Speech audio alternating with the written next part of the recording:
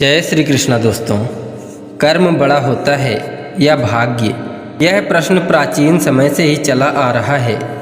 दोस्तों, इस संसार में जो कर्म को मानने वाले हैं उनका कहना है कि भाग्य कुछ भी नहीं होता, परंतु जो भाग्य को मानते हैं उनका कहना है जो कुछ हमारे भाग्य में लिखा है हमें वही प्राप्त होता है।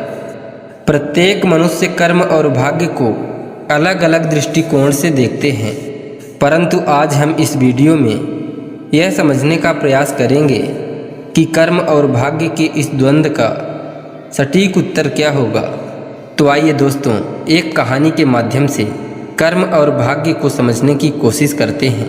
प्राचीन काल में एक ज्ञानी संत हुआ करते थे जो ज्ञानेश्वर के नाम से जाने जाते थे। कर्मेश्वर और भाग्येश्वर उनके दो प्रिय शिष्य थे। एक दिन कर्मेश्वर और भाग्येश्वर के बीच इस बात को लेकर विवाद शुरू हो गया कि कर्म बड़ा है या भाग्य। कर्मेश्वर कर्म को बड़ा बताता तो भाग्येश्वर भाग्य को। उन दोनों का विवाद इतना बढ़ गया कि प्रश्न का उत्तर जानने के लिए गुरु ज्ञानेश्वर के पास जाना पड़ा। तब गुरु ज्ञानेश्वर ने कहा, मैं तुम्हें इस प्रश्न का उत्तर अवश्य दूंगा। तुम दोनों प्रातःकाल में हमारी कुटिया के पास मिलना। इतना कहकर संत ज्ञानेश्वर ध्यान मग्न हो गए। अगले दिन प्रातःकाल में ही कर्मेश्वर और भाग्येश्वर गुरु जी की कुटिया के पास पहुँचे। तब गुरु ज्ञानेश्वर ने अपने दोनों शिष्यों को एक अंधेरी कुटिया में बंद कर दिया। उस कुटिया में थोड़ा सा भी प्रकाश नहीं था। कुछ समय बीत जाने के बाद कर्मेश्वर और भाग्येश्वर को भूख प्यास सताने लगी। भाग्येश्वर ने तो सोचा जो हमारे भाग्य में होगा वह हमें अवश्य ही प्राप्त होगा। हम अपने भाग्य को परिवर्तित नहीं कर सकते, इसलिए जब तक यहाँ बैठे हैं तब तक राम नाम का जाप कर लेता हूँ। ऐसा सोचकर भाग्येश्वर ने राम नाम का जाप प्रारंभ कर दिया, परंतु कर्मेश्वर को यह कदापि स्वीकार्य नहीं था।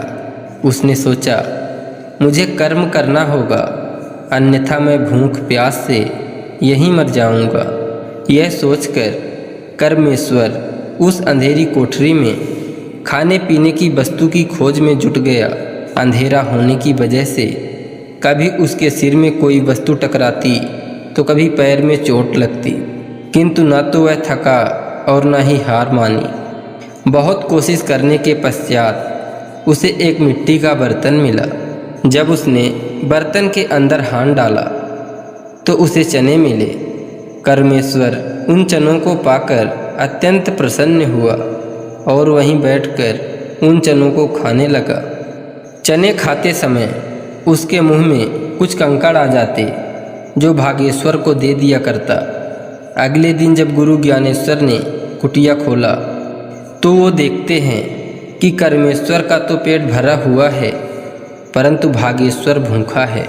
कुटिया खुलने से जब कुटिया के अंदर प्रकाश हुआ तो कर्मेश्वर आश्चर्यचकित हो गया, क्योंकि कर्मेश्वर चना खाते समय जो कंकड़ भाग्येश्वर को दे रहा था वह कंकड़ नहीं बल्कि कीमती हीरे थे। दोस्तों, इस कथा का भावार्थ आपके शब्दों में अलग अलग हो सकता है।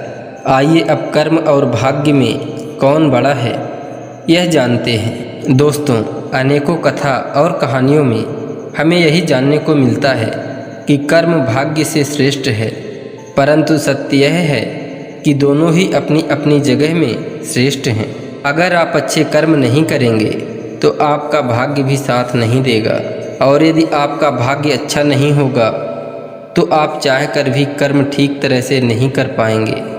भगवान श्री कृष्ण ने भी भागवत गीता में 3 अध्याय के 8वें श्लोक में अर्जुन से कहा था, अपना नित्य कर्म करो, क्योंकि कर्म न करने की अपेक्षा में कर्म करना श्रेष्ठ है। क्योंकि कर्म बिना तो शरीर का निर्वाह भी नहीं हो सकता।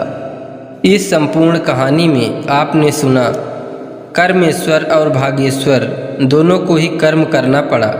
एक भोजन की तलाश कर रहा था तो दूसरा राम नाम का जाप। दोस्तों, कर्म किए बिना कोई नहीं रह सकता और आपने जैसा कर्म किया है उसका फल अवश्य ही प्राप्त होगा। दोस्तों, कर्म और भाग्य दोनों एक दूसरे के समानांतर हैं।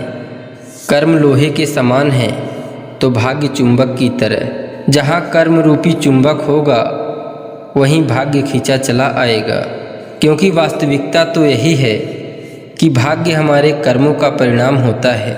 अनुकूल कर्मों के द्वारा भाग्य को अपनी ओर मोड़ा जा सकता है, परंतु भाग्य के भरोसे बैठे रहने से और कर्मों से दूरी बना लेने से दुख, परेशानी और पराजय का ही सामना करना पड़ता है। दोस्तों, आशा करते हैं यह कहानी आपको अच्छी लगी होगी।